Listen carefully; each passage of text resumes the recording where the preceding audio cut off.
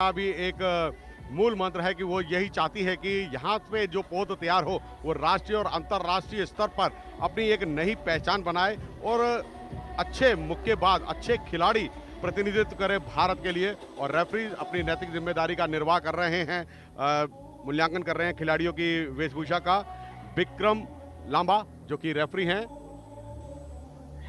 आईबा qualified referee हैं विक्रम लांबा, जो कि असम राज्य से संबंध रखते हैं।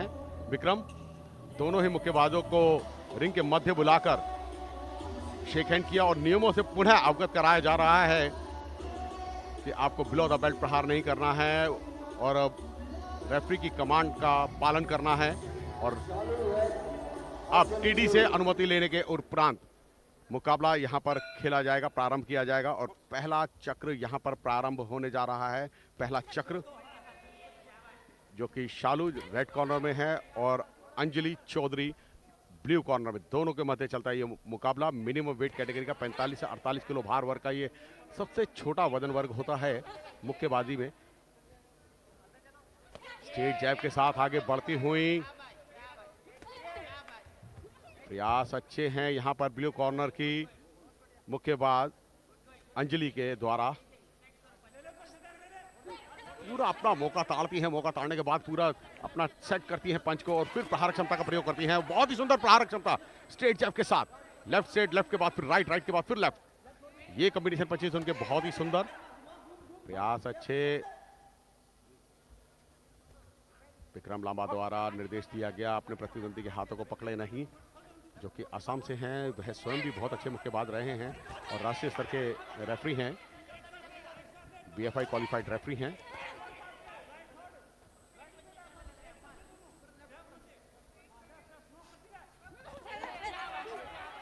काउंटर अटैक की गेम खेल रही है यहां पर रेड कॉर्नर की मुक्केबाज। जैसे ही प्रतिद्वंदी अंजलि उनके ऊपर प्रहार क्षमता का प्रयोग करती है, शालू वहीं काउंटर अटैक करती है। तो ये उनकी रणनीति अच्छी है, मगर फुल फोर्स का जनरेट नहीं कर पा रही हैं। अगर आप अपर कट और हुक का प्रयोग करना चाहते हैं तो यहां पर प्रहार क्षमता बहुत ही सुंदर, मैग्नेटिक काउंटिंग 8 सेकंड की। शालू द्वारा एक प्रहार क्षमता स्ट्रेट जैब के साथ, रेफरी द्वारा पुनः निर्देश दिया गया सावधानी बरतें। प्रयास अच्छे हैं यहां पर शालू के भी। काउंटर अटैक की गेम उनकी सबसे अच्छी। जैसे ही प्रतिद्वंदी उनके नजदीक आकर प्रहार क्षमता का प्रयोग करना चाहती हैं, तभी स्ट्रेट जैब और हुक के साथ उन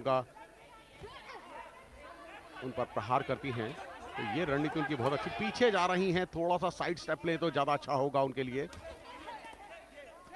पीछे जाने से आप प्रतिद्वंदी को फोर्स जनरेट करने का मौका देते हैं। अच्छा प्रयास आनंद। जैसे ही मुक्केबाज नजदीक आने लगती हैं ब्लू कॉर्नर की मुक्केबाज, तभी काउंटर अटैक करती है शालू। अंजलि को कोई मौका नहीं दे रही है कि वह संभल सके। एक बार काउंटिंग भी करवा चुकी हैं। एक प्रहार क्षमता, इससे पता चलता है उनकी कितनी शक्तिशाली है। जी हाँ बिल्कुल, और थोड़ा सा हाइट का स्लाइट एडवांटेज भी है शालू के पास और उसका वो भरपूर फायदा उठा रही हैं। और जैसा कि आपने बताया कि जो मैंडेटरी 8 काउंट दिखाया है, जरूर ये पहला राउंड उनके पक्ष में जाता नजर आ रहा है। और ये हैं ब्लू कॉर्नर का खेमा, यानी जो भरतपुर राजस्थान से महाराजा सूरजमल ब्रज विश्वविद्यालय से अंजलि चौधरी जो हैं ब्लू कॉर्नर से। और इसके साथ ही पहले दौर की समाप्ति हो गई है। और पहले दौर की समाप्ति के बाद इसमें कोई शंका नहीं है कि गुरु जंबेश्वर विश्वविद्यालय साइंस एंड टेक्नोलॉजी की शालू जो रेड कॉर्नर पर हैं वो एडवांटेज पर होंगी, क्योंकि पहले दौर पर एक बिल्कुल राइट स्ट्रेट पंच उन्होंने जड़ने में कामयाबी पाई थी अंजलि चौधरी के चेहरे पर, और जिसके बाद मैंडेटरी 8 काउंट दिखाया था विक्रम लांबा ने, और जिससे कि ये साफ हो गया था। और यहाँ पर अलग अलग विश्वविद्यालय के जो बॉक्सिंग कोचेज आए हैं, सपोर्टिंग स्टाफ आए हैं, वो भी बड़ी बारीकी से इन मुकाबलों को देख रहे हैं। और यहाँ पर जो 1 मिनट का अंतराल होता है 2 राउंड के बीच में, उसमें कोचेज हौसला बढ़ाते हैं और कहीं ना कहीं ये भी बताते हैं कि जो ओपोनेंट बॉक्सर है उसमें कहाँ कमी रह रही है, कहाँ पर आप ओपनिंग तलाश सकती हैं, कहाँ पर आप क्लीन इम्पैक्ट जड़ सकती हैं और कैसे इस मुकाबले में आप अपना प्रभुत्व और बेहतर तरीके से कायम रख सकती हैं। दूसरा दौर शुरू हो गया है। क्या यहां पर अंजलि वापसी करने की कोशिश करेंगी? बहुत क्लोज जाकर एक दूसरे पर प्रहार करने की कोशिश, लेकिन ज्यादा हवाई फायरिंग हो रही है। कॉर्नर पर ले जाकर बिल्कुल रोप के आसपास, क्लिंच ज्यादा है और इंटरवीन करना पड़ा वहां विक्रम को कि दिमाग से खेलने की जरूरत है।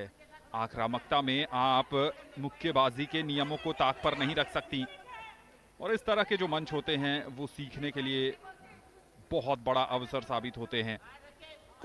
आप अपने विश्वविद्यालय के स्तर पर, ऑल इंडिया यूनिवर्सिटी लेवल पर जीत कर यहां तक का सफर तय करती हैं। एक बहुत बढ़िया लेफ्ट जैब कनेक्ट किया था अंजलि ने, और दूसरे दौर में बढ़िया प्रयास करके आ रही हैं। उन्हें पता है कि अगर उनको इस मुकाबले में वापसी करनी है तो कहीं ना कहीं यहां एक दो कड़क प्रहार, क्लीन इंपैक्ट जड़ने पड़ेंगे। दूसरी तरफ शालू जो एडवांटेज पर थी पहले दौर के बाद, किस ढंग से वापसी करती हैं, क्योंकि दूसरे दौर में थोड़ा सा ऑफ कलर नजर आ रही हैं। वो आक्रामकता मिसिंग है। एक और क्लोज जाकर प्रहार करने की कोशिश, लेकिन बढ़िया वहां पर डक किया था शालू ने, क्योंकि डिफेंस के भी अंक मिलते हैं, इसलिए दोनों ही तरफ पूरी तरीके से चौकन्नी, एक बहुत ही स्ट्रैटेजी के साथ खेलती नजर आ रही हैं। और ये पर ब्लू कॉर्नर का खेमा है, यानी राजस्थान के अंजलि के कोचेस और टीम मैनेजर। एक और इंटरवेंशन आता हुआ। अब तक लगभग बराबरी का मुकाबला है संजीव, एक मैंडेटरी 8 काउंट को छोड़ दिया जाए तो। बिल्कुल अच्छे खेल कौशल का प्रदर्शन कर रही हैं दोनों ही मुक्केबाज।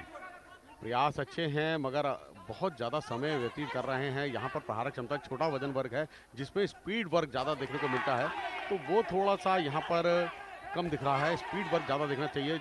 इतने छोटे वजन वर्ग में तो क्लोज डिस्टेंस पर मुकाबले खेले जाते हैं, ज़्यादा दूर नहीं खेले जाते। प्रयास अच्छे हैं। ये देखिएगा समय व्यतीत हो रहा है। यहाँ पर ब्लू कॉर्नर के मुक्केबाज जो महाराजा सुहेल देव स्टेट की हैं, उनको चाहिए कि नज़दीक जाएं, क्लोज डिस्टेंस पर जाएं। क्लोज डिस्टेंस पर जाने के बाद फिर प्रहारक क्षमता का प्रयोग करें तो ज़्यादा अच्छा होगा। रेफरी द्वारा निर्देश दिया गया कि सर को उठाकर खेलें। प्रयास अच्छे, 1-2-1 की गेम खेल रही हैं यहाँ पर। स्टेट जैब, ये प्रयास बहुत अच्छे हैं रेड कॉर्नर की मुक्केबाज शालू के। जैसे ही वह प्रतिद्वंदी को देखती हैं तभी प्रहारक क्षमता का प्रयोग करती हैं, तो ये व्यर्थ में अपनी शक्ति को नहीं गंवा रही हैं। और लास्ट 10 सेकंड शेष रह गए हैं इस चक्र की समाप्ति में। प्रयास अच्छे, और ये इसी के साथ बेल के साथ ये चक्र समाप्त हुआ। दूसरा राउंड समाप्त हो चुका है। तो यहाँ पर प्रहारक क्षमता और अधिक दिखानी होगी। यहाँ पर 1 मिनट का अंतराल विराम, जिसमें कि कोचिज द्वारा, सेकेंडिंग द्वारा बताया समझाया जाता है कि किस तकनीकी योग्यता का वह प्रदर्शन करे अगले नियमानुसार।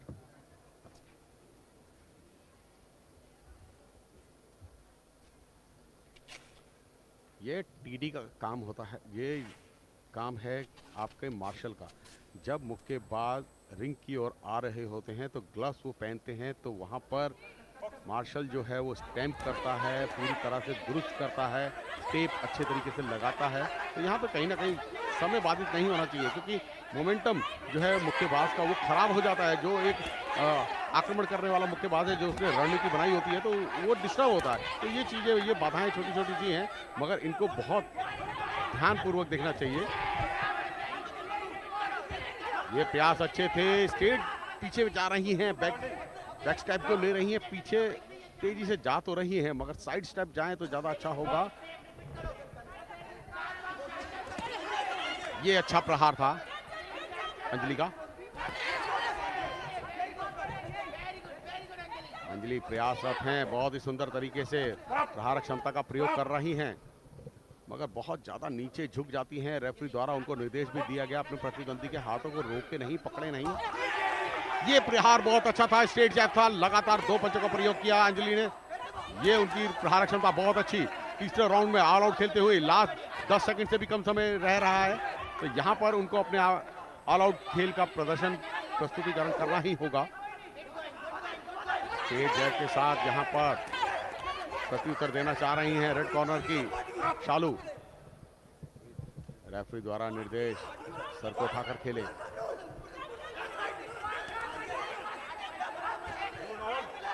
बहुत ज्यादा नीचे झुक रही हैं।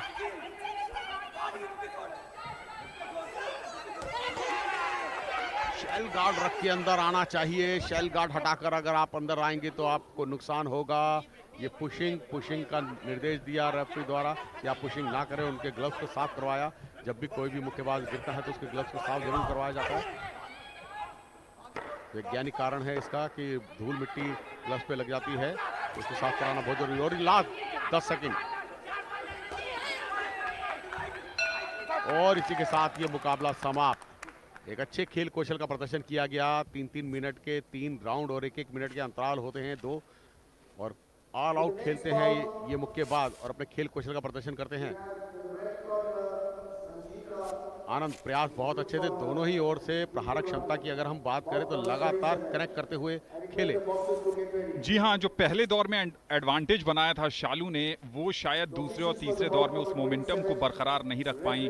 और जो ग्लव्स में इंटरवेंशन आया था उसके बाद जो ताबड़तोड़ अटैक किया है अंजलि चौधरी ने, शायद वो इस मुकाबले के अपर एज पर पहुंच गई हैं। लेकिन हम जिस एंगल से देखते हैं उस एंगल से जजेस नहीं देखते हैं। जजेस के अपने एंगल्स होते हैं और पॉइंट्स देने के अपने कायदे कानून हैं। लेकिन यहाँ से मुकाबला बेहद कांटे का लग रहा है। पहला दौर बिल्कुल एक तरफा अंदाज में शालू के पक्ष में गया था, लेकिन दूसरे और तीसरे दौर में अंजलि ने अच्छी वापसी की है। निर्णायकों को कितना प्रभावित किया है ये तो बस कुछ सेकंड्स में ही पता चल जाएगा। बारी है रिजल्ट टाइम की।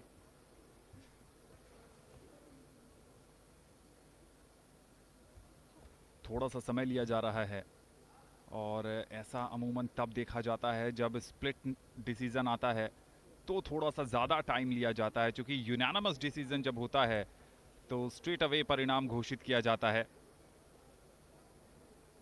अब भी मैथमेटिकल कैलकुलेशंस चल रहे हैं निर्णायकों की तरफ से।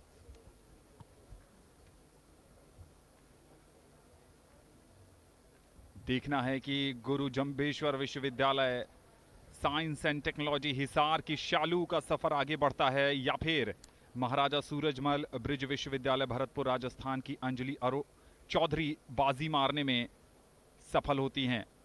ये हैं राजस्थान के कोच।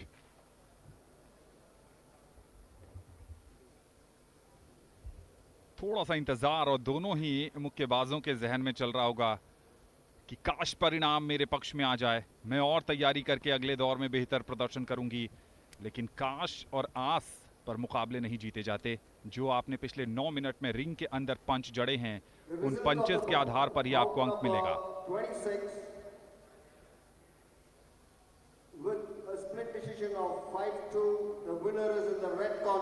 स्प्लिट में निर्णय आया है, जो कि समय ज्यादा लिया जा रहा था और उससे साफ हो गया था कि स्प्लिट में निर्णय आएगा, और निर्णय गया है गुरु जंबेश्वर विश्वविद्यालय science and technology Hisar Haryana की शालू के पक्ष में। शालू ने पहले राउंड में मैंडेटरी 8 काउंट दिखाया था, उसके बाद थोड़ा सा पिछड़ सी गई थी। एक बार फिर हाईलाइट पर नजर डाल लेते हैं इस मुकाबले के।